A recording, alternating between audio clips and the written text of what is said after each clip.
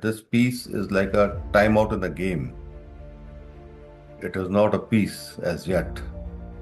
The Chinese have been providing them with all the navigation aids from the Beidou satellite constellation that they have on board, and they have been providing them real-time intelligence.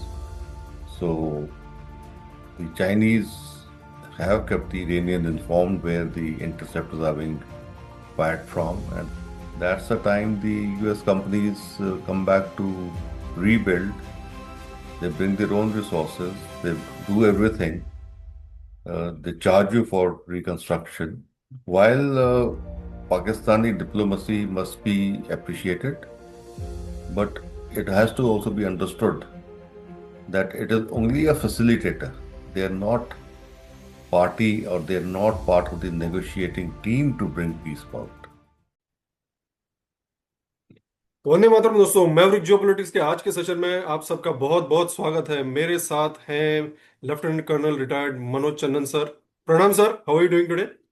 Ramji, all good.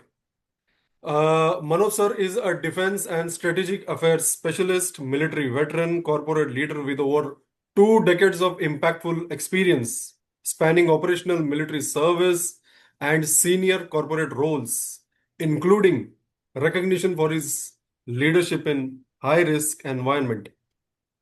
Manoj sir was commissioned into the Indian Army's Armored Corps. He served with 65 Armored Regiment from August 83 to April '07. He is also a combat experienced officer. He has led troops in high risk environment during Operation Pawan in Sri Lanka, Operation Hifazat in Nagaland and Manipur, and Operation Rakshak in J&K. Pretty powerful profile we have. Manoj sir is not new to our channel. Thank you Manoj sir for आपके आशीर्वाद के लिए फिर से। Most welcome. God bless. Thank you, sir. Lots of things happening, sir. There is a ceasefire announced. There is Pakistan's role. People are also questioning why things have not happened from India's perspective. Uh, there are countries who don't know what to do. What is China's role? Russia यहाँ पे क्या करेगा? Sir, please, if you can provide some insights. You have to understand that the role of Pakistan didn't happen overnight. If you look at the global powers, they are way ahead in what they're planning to do. And I take your minds back to year of 2025. Now, in 2025, before we had Option Dur, you must be remembering that there was a clash between Pakistan and Iran on their border, where they had an RT dual exchange, and somehow that issue was resolved mutually and amicably.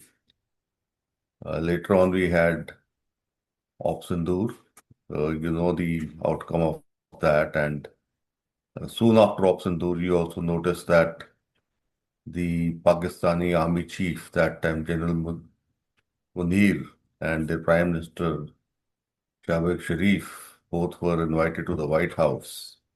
And much to our surprise, they were being felicitated there and looked after, and which we all thought was not falling into the sequence of events. But Pakistan needed a rope to pull them out of their sinking ship, right? And they thought that to kowtow towards Trump, and thereafter a statement by the Pakistan Prime Minister to say that I nominate him for the Nobel Peace Prize, was actually clinging at straws for their own survival. Now, soon after May, the Israelis and the Americans, they carried out Operation Hammer and they knocked out the nuclear facilities in Iran. Now, if you connect the dots, the requirement of Pakistan was for various reasons as part of their contingency plan.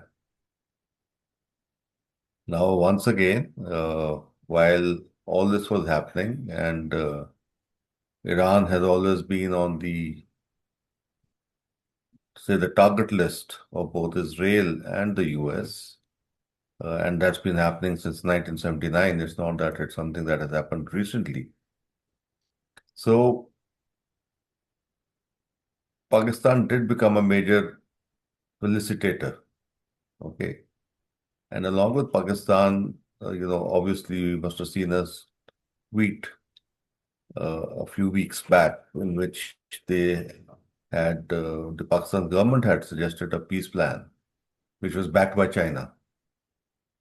And in between, you have Egypt and you had Turkey also, who were sort of working along with Pakistan to ensure that this peace comes forward and this impact of this war, which has been felt globally, is given some sort of a relief.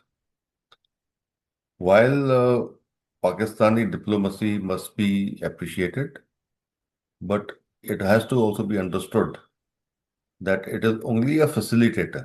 They're not party or they're not part of the negotiating team to bring peace about. And as some people look at it, that this peace is like a timeout in a game. It is not a peace as yet. The peace has to be negotiated. And the role of Pakistan is to be seen that in case they are not able to deliver what the Americans or the Israelis want, or vice versa, what the Iranians want, then Pakistan is going to be dished and they will find a new facilitator to work for them, whether it's Egypt or whether it is Turkey. Because they also have strong connects with Iran and, there is a relationship that can be worked around. And uh, at the same time, China has a major role to play, China and Russia. All these targeted strikes that have happened, whether in Israel or elsewhere in the Gulf countries, the Chinese have been providing them with all the navigation aids from the Beidou satellite constellation that they have on board, and they have been providing them real-time intelligence. So the Chinese have kept the Iranians informed where the interceptors are being fired from and how to evade and how to get to their targets that they want to hit. So it it actually is a very complex thing. It's not very simple, but at the end of the day, we all understand that the intense uh, exchange of various vectors that has taken place, there's a sustenance also required. I mean, you may be having a reserve up to a certain limit, but after that, you also have to produce, and production is not that happens overnight. That's where it is. And I think it's too early. I mean, today, as you're aware, the talks are happening in Islamabad. Maybe by the end of the day, some sort of a press release may be given. At the moment, I think everybody initially will be on a very, very hard stand, hard-nosed. Uh, they'll try and negotiate very, very hard on getting the Straits of Hormuz opened, which obviously the Iranians are not going to accept straight away because their point of view is very clear that you have caused us destruction, you will pay for it. And it's not going to happen just like that. So let us see how it goes. It's too early to actually give the outcome of the peace process.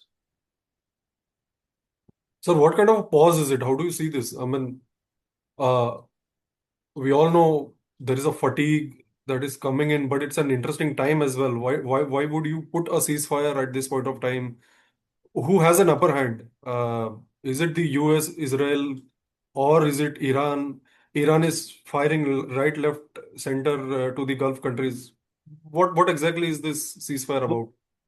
so you see, the only way that the Americans can be brought to the negotiating table is by using the leverage of the Gulf countries. And as it is understood that in the month of January, much before the operations commenced, everybody was aware that the operations will commence because the Israelis were pestering the US that they must support Israel in its campaign against the Iranians and, decide. I mean, one of their stated aims was to change the regime. And they thought that, the public will step out and everything will happen. Well, that didn't happen. And anyway, so stepping back to the month of January, the Iranian foreign minister did visit the Gulf countries and he did tell them that, you guys are giving bases to the Americans. You have a lot of US interests. And if you're going to allow your soil to be used to hit against us, then we have no option but to hit you back. And not hit you back in your infrastructure, but hit the infrastructure of the US bases there.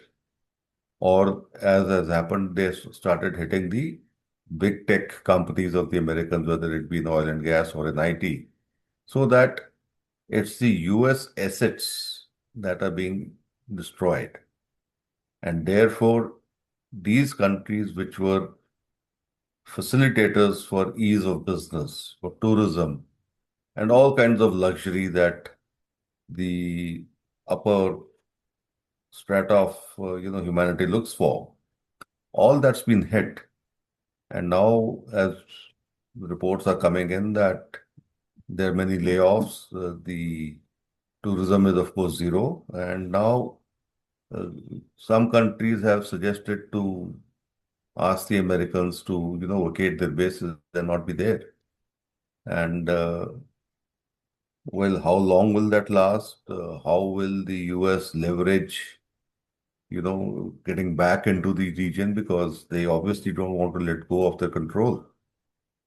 So that is, you see, still in a gray zone at the moment. It's very, very uh, open-ended at the moment as to say that what's really going to happen. But yes, the Gulf countries will be affected, and I think they need to look at alternative sources of income other than just oil. And I think in that case, I think the Saudi Arabians are a little far ahead because they're looking at alternatives and working towards that. In their new cities that they're creating along with the British and the American help. So I think all of these guys will have to probably sit back and sort of reboot themselves to, restructure and reorganize themselves for the future that is going to pan out post this conflict. Iran seems to have hit UAE so bad कि वहां पर तो sir ऐसा लग रहा है कि reconstruction की अपॉर्चुनिटीज आ रही हैं. And who knows, maybe Indian companies may get a slice of it. You can take a bet from me that it will all go to the Americans, nothing will come to Indians. The US has a very clear formula. The US has a State Department and the Department of War. State Department decides whether you're up to the mark with the Americans. If you are, well, you're in their good books, because if you listen to them, they will make sure that nothing happens to you. And if you fall into the bad books, then all sorts of things can happen. We've seen some uh, examples of it in Nepal. We've seen some examples of it in Bangladesh.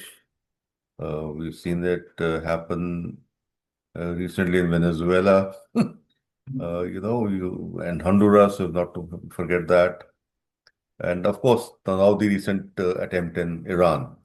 The past examples of Iraq, Syria, Libya are well known.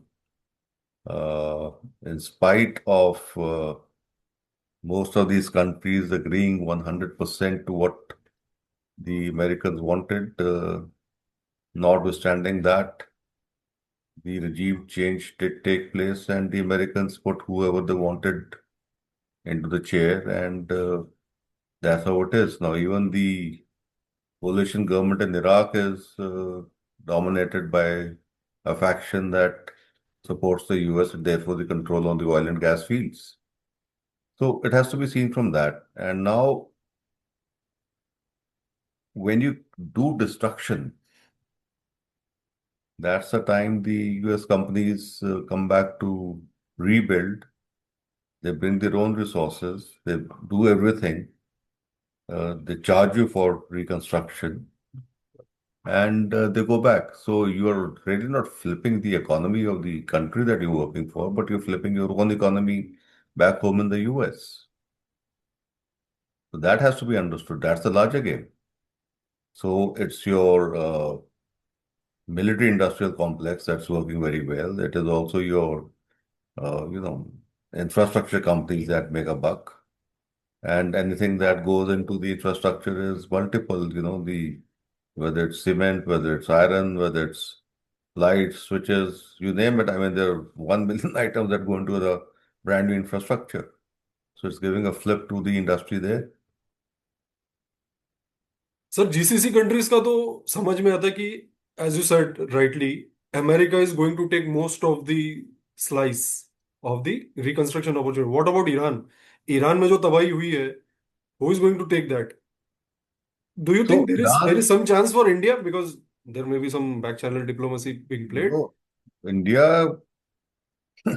unfortunately decided that it's going to be siding with Israel. Yeah.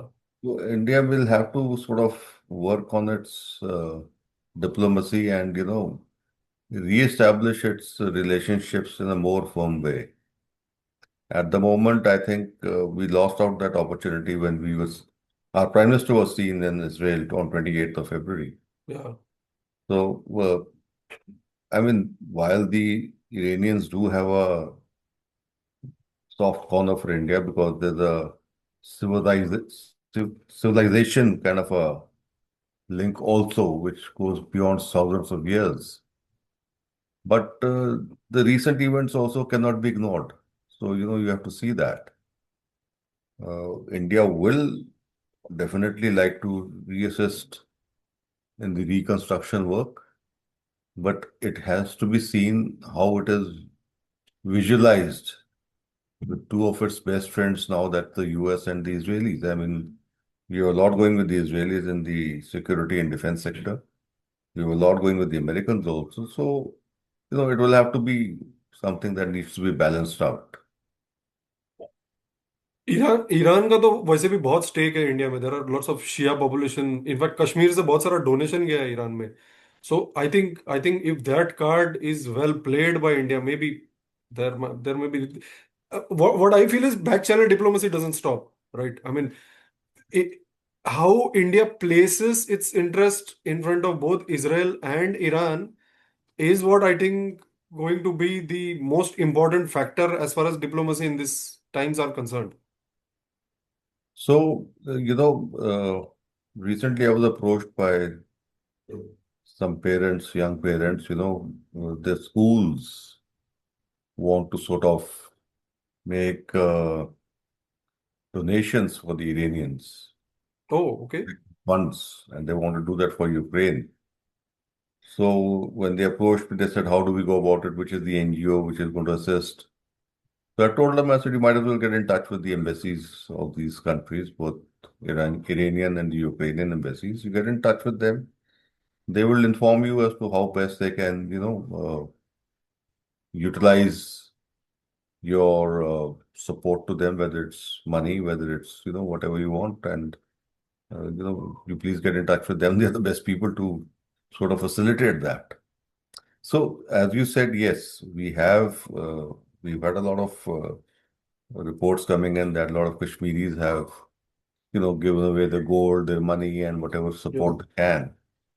Now, that all has to be channelized by converting that into monetary, into money. And then either the money is given to the Iranian embassy and they sort of facilitate that, or they buy goods from the Indian market and, that is sent through channels which are there for providing relief. And I think overall, the person-to-person contact with the Iranians probably will remain, but I don't think the Iranians would also like to sort of take a hard stand towards India because they understand the compulsions. So everybody has to live with the real world. Yeah. That's where it is. सी उन्होंने भी तो अभी 370 जब हटा था, तो Iran, you know, supported, kind of, not supported rather.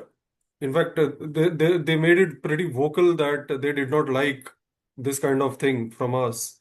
And पहले भी जब कश्मीर में इंडिया का एक्शन होता था फ्रॉम मिलिटेंसी पर्सपेक्टिव और टेररिस्ट पर्सपेक्टिव, वहां पे भी कभी ना कभी ईरान ने कोई ना कोई स्टेटमेंट दिया ही है, विच हर्ट आर नेशनल इंटरेस्ट। तो ईरान भी कोई, हमें अगर हम लोग देखने जाए तो ईरान भी कोई दूध का दूल्हा नहीं है। सो No, but you see, I've written on this I think, couple of years ago when there was a motion being brought against the Indian, I think whether it was in the OIC or in the UN, the Iranians supported the Indian government. They did not go against us. So no, there were while voices. I mean, I'm not saying that they went in international forums, but there were voices. There were tweets from so you Ayatollah see Khamenei. that even today, if you see, I mean, if you look, unfortunately, you see social media is a channel which is being used for various purposes, and that purposes does not help the official channels. Hmm. Today, let me give an example. The Pakistani defense minister called Israel a cancerous society in a tweet, And he which deleted that tweet. subsequently deleted it. Yeah. But the damage has been done. Yeah, damage has been done. Correct. And the response of the Israeli foreign minister has also been noted. He said that, we will strike against all terrorists who threaten us. So it was a more measured response than what the Pakistani defense minister stated. The Israelis have said that we'll strike against all terrorists, but he did not name any country. So directly, indirectly told them that you try it, you'll find out what's going to happen to you. So, but again, everybody has to be seen right, if you understand what I'm trying to say. Uh, this statement may have been made to show the brotherhood towards the larger Muslim fraternity by the Pakistanis because they sort of think that they're the voice of the Muslims in this part of the world, not knowing that we have more Muslims than them and probably, after Indonesia, with the second largest Muslim population. So everybody tries to be in a role where they're possibly more seen. And at times, speaking out of turn really doesn't help. So speaking about Israel, it's an interesting thing that is happening. Israel is continuously pounding Lebanon. What's your take? I mean, on one hand, there is a ceasefire declared with Iran, but ऐसा बोला जाता है कि Lebanon के साथ तो कोई बात नहीं हुई। पाकिस्तानी पीएम का ट्वीट आता है which he included Lebanon's name, but then on the other hand I find it little complex to understand. Can you simplify it for me in terms of what is exactly happening? There are lots of connected events, but then I am finding honestly little difficult to actually connect it. Can you simplify it, please? You see, Iran has said that peace and oil will only flow through, the peace process will only continue and the oil will only flow through from the Straits of Hormuz once there is peace in Lebanon also. Iran has its interests in Lebanon, obviously, because Hezbollah is there and they support the Hezbollah. Yeah.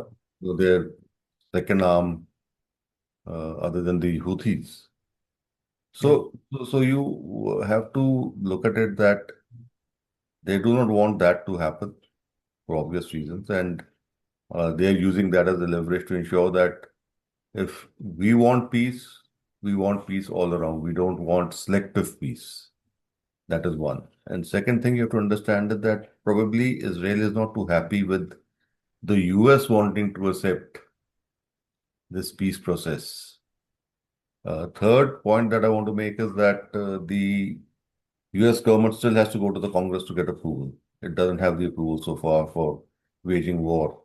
And I think there's a time limit of 60 days commencing 28th of February. And though there are all sorts of things that can happen. And if you've seen the various interactions between the press in the US and the US president, there are some people who've asked him awkward questions about, when you use unparliamentary language and you threaten people and you threat to wipe out civilizations, uh, attack and destroy infrastructure, which is going to impact the people of Iran. that definitely would qualify as a war crime. And at some point, history is not going to be kind to anybody.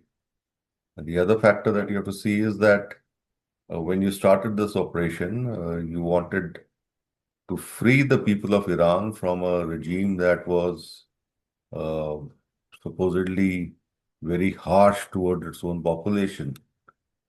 But at the end of the day, by doing what has happened, the Iranian people are not being helped. On one side, the IRGC threatens them that you step on the streets, we'll kill you. The US and the Israelis are in any case doing that on the other hand, when they're knocking out, infrastructure and they're not trying to hit population centers. Uh, Collateral damage occurs and people die. Not that retaliation by the Iranians in Israel and in the Gulf countries has not caused damage. It has. But then that's what war is all about. A weapon system does not recognize who the actual enemy is. It will destroy a target and it will destroy people around it. Correct. Sir, I want to take a moment and take you back to Pakistan because the more the more I discuss about Pakistan, मुझे ऐसा लगता है मैंने बहुत कम बात की है पाकिस्तान के रोल के बारे में. How do you see Pakistan's role? I mean, yes, you spoke about US being, आपने एक इतिहास भी बताया कि कैसे आसिम मुनीर एंड शहबाज शरीफ वहाँ यूएस में गए थे. They were invited for a lunch. But then using Pakistan as a pawn, is it only against India? Uh, या उसको एक बकरे की तरह इस्तेमाल किया जा रहा है कि ना मैं मेरे यहाँ पीस प्रोसेस रन करूंगा, ना मैं ईरान में करूंगा, ना मैं इसराइल में करूंगा. मैं एक ऐसे मुस्लिम उम्मा में करूंगा जो उसके पड़ोस में भी है, उसके इन्फ्लुएंस के भी अंदर है, and you know lots of things to be decoded. मतलब what's your take on that? You see, if you look at Pakistan, Pakistan is nimble-footed. It will do whatever any superpower wants it to do, whether it be China, whether it be the US. Okay. They see now that the US needs them. And things are not very well off in Pakistan either. They have a challenge with Afghanistan. Yep. They've been fighting, there's a conflict going on there, which is out of the news right now. Their economy is in a shamble. They have no funds. They have no space for their F-16s. They need all kinds of support to survive.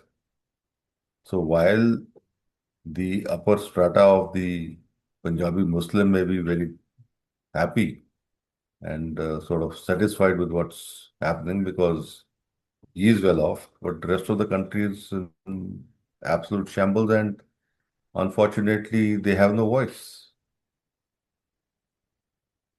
And not that Pakistan will not survive, it will survive and it has always survived over so many years. And many sort of people who are, I'll call fortune tellers, who think that country will implode and self-destruct. No, it's not going to happen. They've been that way and they will survive that way. It's like a cockroach. You knock off its head, it still survives. Yeah. It will die. Pakistan का sir एक बात तो मानना पड़ेगा, it knows how to stay relevant in larger geopolitical discussion. It kind of uses its territory so well, या territory या its presence in the region geographically so well कि वो important बना रहता है. हालांकि पूरा खोखला देश है, no comparison with India at all on any of the parameters, but then still very, very relevant, and everybody wants to say kind of work with Pakistan. I mean, you see, that is something I think which the countries that want to work with Pakistan need to figure out for themselves. There are alternatives, but probably it's easier to work with Pakistan because they don't put any red lines to things that they will or they will not do. And in any case, the population has no say in whatever the government is doing. At least in our case, whatever democratic process we have, there is a say that the people have, and there are people in our parliament who do question, you know, good, bad, ugly, but at least it's discussed. Not that one has been watching too much of Pakistan parliamentary affairs, but again, the same defense minister has also made statements in their own parliament to say that, we've always been used, and we've been used and we've been discarded time and again by various powers. And well, if you want to be used as a piece of rag for various purposes, then you will remain a rag. No doubt about it. So you can't complain about it because you made yourself available for all kinds of, to put it in inverted comma, services. Sir वो तो ख्वाजा आसिफ ने तो कुछ दिन पहले कहा ही था कि we have been used historically as a toilet paper. Huh, मतलब so I didn't want to use the derogatory term, so I just said that. he has said that. I mean, Yeah, it's yeah. not that India is saying that. He himself has said that. No, उसे तो no, I know अपने that. वरमाला अपने गले में डाल ली है. नहीं नहीं वो तो खैर that's his privilege to say whatever he wants. But I don't want to use the term. I still think I have a lot of cavalry friends from the Pak Army and they listen to what I say. So why should I use that term? Yeah, yeah, absolutely, absolutely. No, but I find it really funny the way Khwaja Asif comes with some statements. Sir, what is China's interest in this entire saga of peacefire? How does China sees it? अब China किस तरफ जाएगा? मतलब oil का उसका disruption है. Venezuelan oil is not reaching China. Iranian oil का भी कोई गारंटी नहीं है. मतलब आई डोंट नो, टोल पे करके भी चाइना वो यूज कर सकता है नहीं. What's your take on You see, China's role in this entire? China has a lot of dependency on the Iranian oil. या.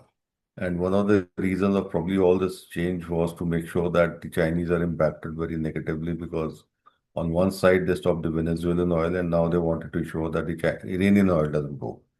Unfortunately, that's not happened. So the Chinese are keen that yes, there should be a peace in the region, one.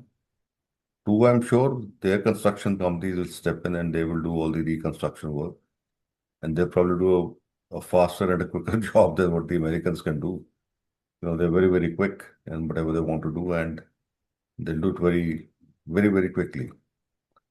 The other thing is, of course, that the Chinese are patient. They're not the kind of guys who are looking at timelines which are defined by a definitive period of time. They're very open-ended. If something can wait, and you know, they will wait for it. I mean, it's like that quote that this too shall pass, and they are going to wait for this event to get over, and at some point things will fall back to normalcy and things will resume. And while the Chinese are working hard towards becoming the number one superpower, it's their aspiration. They would not like to get into any conflict with anybody, and especially the US, directly or indirectly. But they will engage in technology, they will engage in economics, they'll do everything else. But as we speak, the Chinese are also not in a very happy state within themselves. They have a very aging population. They have no young people around, and while all this, takes a toll. So everybody's patiently waiting that at some point some of this will trigger. Now, if you look at Europe, Europe is facing the same problem. They don't have young people, everybody's old. The only people who have a ton of, lots of young people is India. And, but unfortunately not skilled. So where do you send these guys? You don't have jobs here. You can't send them abroad as labor. I mean, we were sending people out as labor to Israel. Now, I don't know whether that's a good thing to do or not, but I think it's a very poor show. You've not been able to do anything but send people as labor, which in any terms would be in some ways bonded labor. It's no different because you are sending him on a passport to a foreign country under certain conditionalities. And what we have seen or heard that when the strikes were taking place in Israel, they said, no, the underground bunkers are for our citizens, not for you guys. Some statements have come. I don't know how far it's true, but I'm sure there's a limitation to what the Israelis have created for safety and security of their citizens. May not have planned for, the foreign people in their country.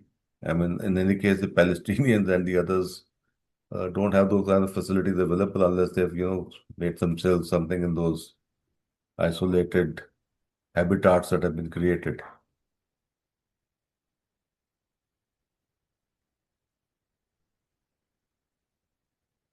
There was one news yesterday I read on Al Jazeera, and this is from Saudi perspective, that attacks on their energy facilities have caused reduced supply and a very slow recovery.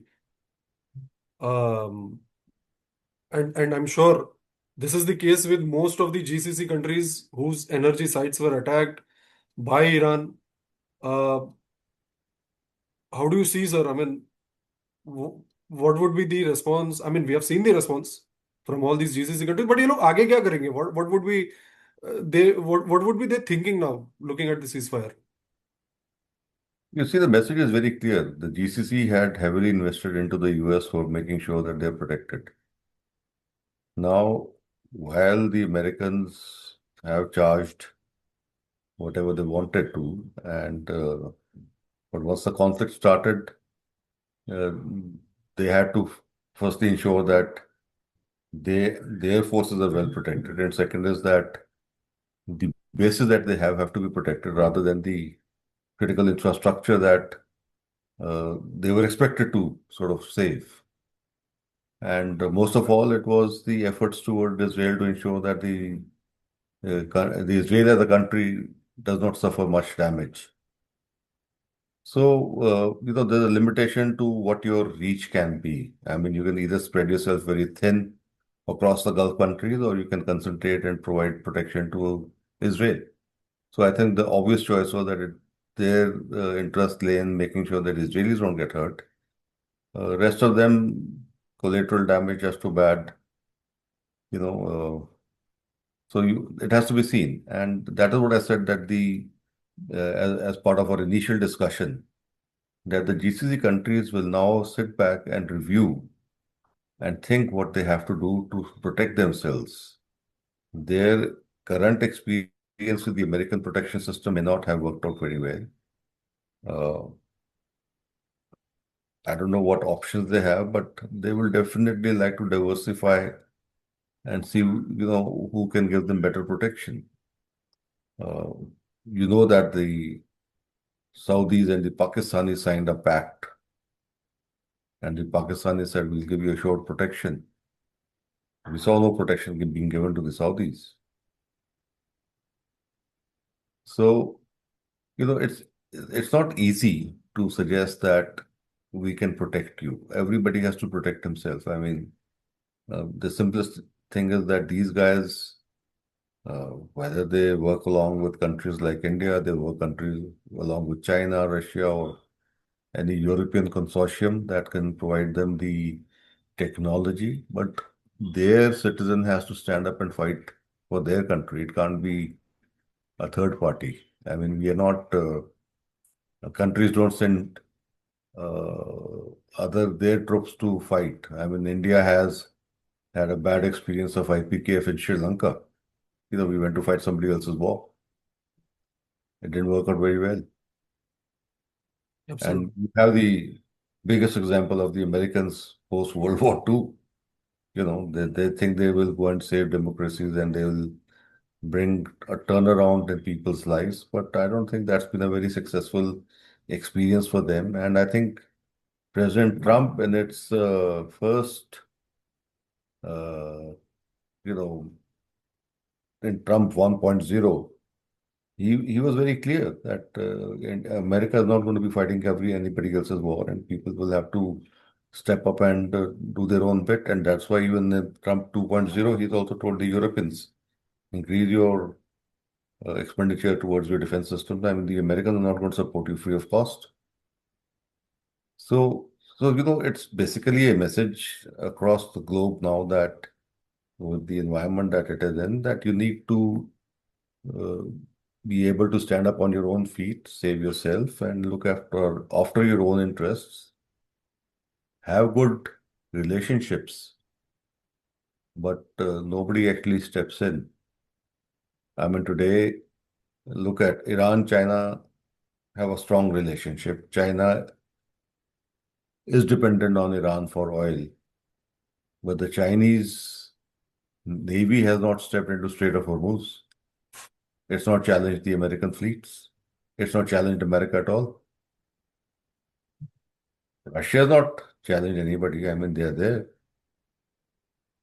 So nobody wants to get into a conflict which will just spiral out and, go into a next level, which is going to be very difficult to pull back from. Sir, that brings me to India. And before we conclude, I wanted to touch upon Bharat के perspective से where we stand.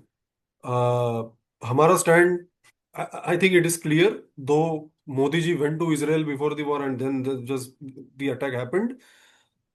But then our response has also been very, very guarded in terms of how we look at the situation. What do you think कि India को कैसे देखना चाहिए इस situation को? How is India looking at it? There is a break but there is also some attacks continuously happening. छिटपुट यहाँ वहाँ कुछ ना कुछ तो हो ही रहा है. How is India taking this entire thing? Because India has given a statement saying कि हॉर्मुज खुला रहेगा, बहुत अच्छी बात है. We are glad to see that announcement. What next? What is India thinking on this? Firstly, I think the Indian ships that pass through Strait of Hormuz will be paying the $2 million that Iranians have asked for, number one. Number two, I think the larger thing that India has to see is that, till the war started, we were dependent mainly on the Gulf countries for our oil supplies. It's only when it became a matter of concern that we suddenly reached out to diversify our uh, oil sourcing of oil and gas from. I think the numbers increased to now 43 such countries, if I remember it correctly. But it's happened too late. I mean, you have never anticipated, and you've not been able to create adequate storage systems within India to make sure that such wars, which are short and intense in nature, do not cause any major fluctuation. And while personally, I think there has been no shortage of anything so far in our country, but then the black marketeer, the average, businessman wants to make money, and that has happened. And I think it's a very sort of interconnected in more than one ways because it has political implications. So, it's a complete cycle. So if you look at it, if a certain sect of people are not getting gas in a particular state, so there's a political issue out of it, which has its ramifications. And India is a country which is in a constant state of elections. Yeah. Everything becomes a major issue. The other major, I think, takeaway is that all these wars, whether it's the Ukraine war, whether it's the conflict in Gaza, now it's the Iran conflict and the GCC. Uh, you have to be able to have sustenance all around. You need to have shelters for people. You need to have trained civil defense people who should be able to provide emergency services. Uh, your people ability to have, the supply chain for your defense industry, I think is a major issue. Like, look at Iran, it's not been dependent on anybody. I mean, they may be getting something from the Russians or the Chinese, but they're pretty self-sustained. Look at the Ukrainians. They get a lot of support from the Europeans and the Americans, but look at the way they're using their drones. They've replaced all their foot soldiers with drones now, or manned land platforms. So the innovation process, the technology development, the ability to create cheaper options is what we really need to look at. And at the same time, you have to see that larger platforms, whether it's aircraft carriers or it's F-35s or F-15s, uh, the Iranians with negligible air defense have been able to knock them off. So you really don't have to go for those expensive aerial platforms. I mean, we seem to be buying a whole lot of stuff from the French at some exorbitant price. We have to see that in reality terms whether it's worth it. So there are many lessons that these conflicts teach us, and we have to look at them holistically.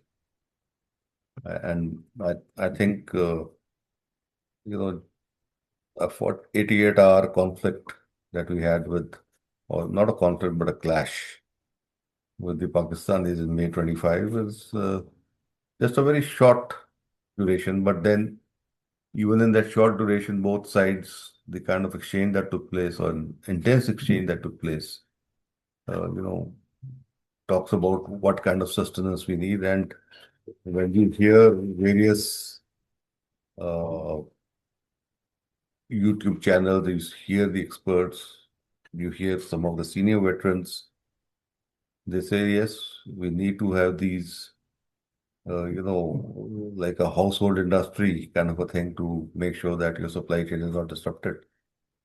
So that is where we have to be focusing on, and you know, and reserves. Have reserves all along, because unless you have reserves, and we unfortunately have the largest population, so it has to be seen holistically how we are going to really make sure that everything remains peaceful and calm in times of conflict. I think that is a major takeaway that we have to really focus on. Right. Thank you so much, Manoj sir, for your views. I think our time is up in terms of your limited availability that we have for today. Thank you so much. It's a privilege talking to you and getting the nitty-gritties of this ceasefire. Absolute, absolute gem of a session. Thank you so much for your time, sir. Thank you so much. All the best. Bye-bye. Thank you so much, sir. Thank you. Bye.